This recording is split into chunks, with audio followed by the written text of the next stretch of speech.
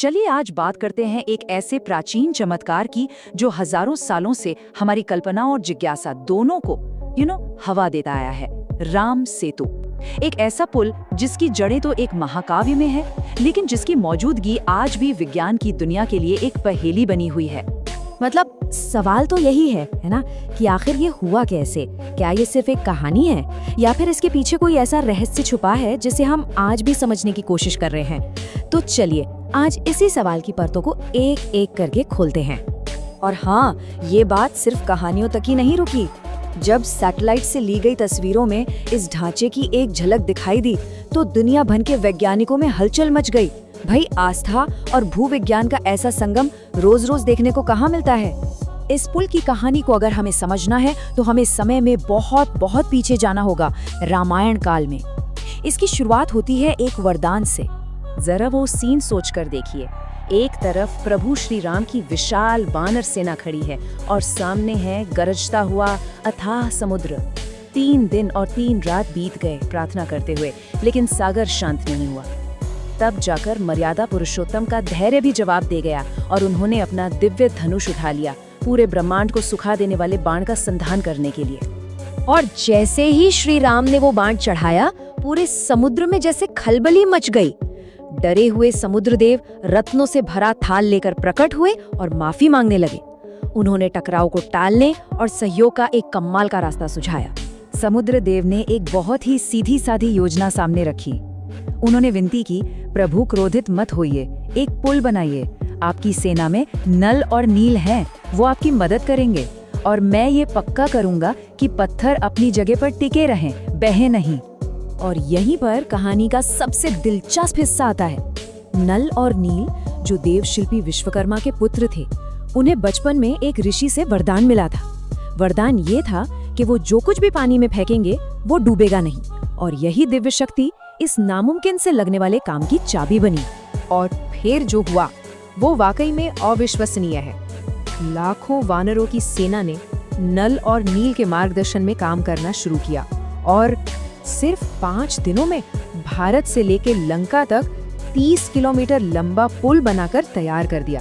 मतलब इस रफ्तार और इतने बड़े पैमाने पर काम करना तो आज के इंजीनियरिंग के लिए भी किसी चमत्कार से कम नहीं है।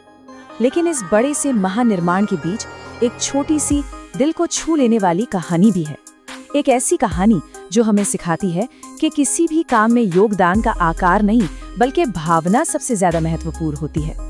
सोचिए, जहाँ बड़े बड़े वानर विशाल पर्वत उठाकर ला रहे थे, वहीं प्रभु राम की नजर एक नन्ही सी गिलहरी पर पड़ी। वो बार बार समुद्र में डुबकी लगाती, फिर रेत पर लौटती और पुल पर जाकर अपनी पीठ से रेत झाड़ देती। बस यही करती जा रही थी। जब कुछ वानरों ने उसका मजाक उड़ाया तो राम ने उन्हें रोका। गिलहरी ने कहा कि उसे पता है कि उसकी कोशिश बहुत छोटी है, पर वो धर्म की इस लड़ाई में अपनी तरफ से जितनी उसकी क्षमता है उतना योगदान देना चाहती है। उसका ये समर्पण देखकर वहाँ खड़े सभी लोग चुप हो गए।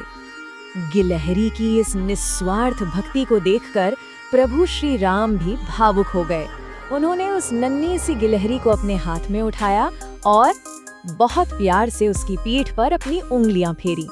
और लोक कथाएं कहती हैं कि आज भी गिलहरियों की पीठ पर जो वो 3 सफेद धारियां हमें दिखती हैं, वो असल में प्रभु राम की उंगलियों के ही निशान हैं। ये धारियां हमें हमेशा याद दिलाती हैं कि हर कोशिश, चाहे वो कितनी ही छोटी क्यों ना हो, बहुत मायने रखती है। तो ये थी वो पौराणिक कथा, एक अद्भुत कहानी, है ना? लेकिन क्या इस चमत्कार के पीछे कोई वैज्ञानिक रहस्य भी छिपा हो सकता है? चलिए अब थोड़ा इसके वैज्ञानिक और ऐतिहासिक पहलुओं पर भी नजर डालते हैं। देखिए, इस रहस्य के 2 पहलू सामने आते हैं। एक तरफ है नल और नील के दिव्य वरदान की कथा, तो दूसरी तरफ विज्ञान हमें प्यूमिस स्टोन के बारे में बताता है। ये एक तरह की ज्वालामुखी चट्टानें होती हैं जो तब बनती हैं जब खौलता हुआ लावा बहुत बहुत तेजी से ठंडा होता है। इस प्रक्रिया में गैस के बुलबुले अंदर ही फंस जाते हैं, जो पत्थर को बिल्कुल एक स्पंज जैसा बना देते हैं और उसे पानी पर तैरने की ताकत देते हैं। तो क्या ये हो सकता है कि प्राचीन काल के लोगों ने इस प्राकृतिक घटना को एक दिव्य चमत्कार के रूप में देखा हो? अच्छा, ऐतिहासिक दस्तावेज भी इस पुल के होने की गवाही देते हैं। माना जाता है कि ये लगभग 7000 साल पुराना है और कमाल की बात यह है कि 15वीं सदी के अंत तक, मतलब 1480 ईस्वी तक इस पर पैदल चलकर जाया जा सकता था।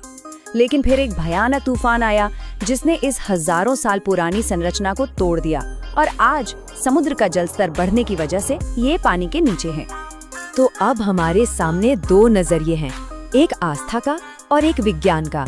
अब सवाल ये उठता है कि इन्हें कैसे समझा जाए। क्या ये दोनों एक दूसरे के विरोधी हैं या फिर कुछ और?